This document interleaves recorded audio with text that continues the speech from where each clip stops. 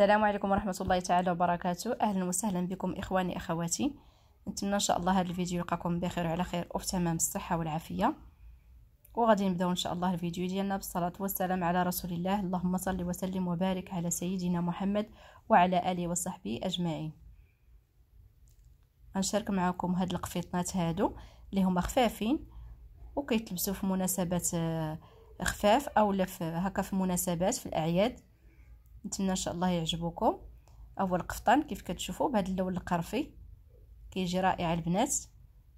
الثوب ديال جوهره مخدوم بالصم وبزواق المعلم، الزواقه ديال الكراكور مخدوم من الصدق، والحزام من نفس الثوب.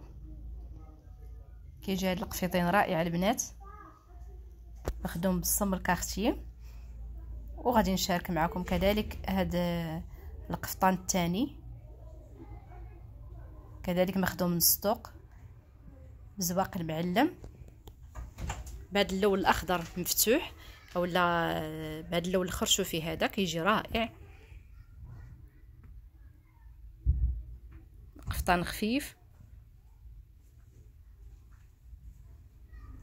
وانتم كتشوفوا الخدمه كيف كتجي خفيفه وفي نفس الوقت انيقه. كذلك هاد القفيطين الحزام من نفس الثوب. وهنا غنشارك معكم هاد القفيطين هذا ديال البنوته قياس 12 او 13 عام، حتى هو بالثوب الكريب بهاد الغوز بيبي.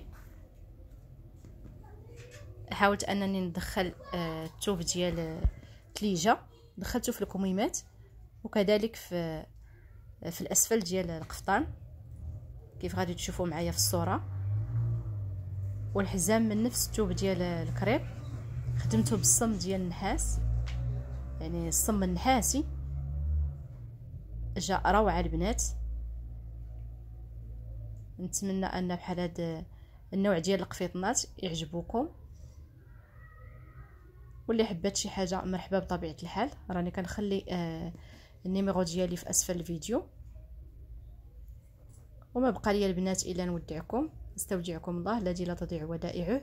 في امان الله والى فيديو قادم ان شاء الله.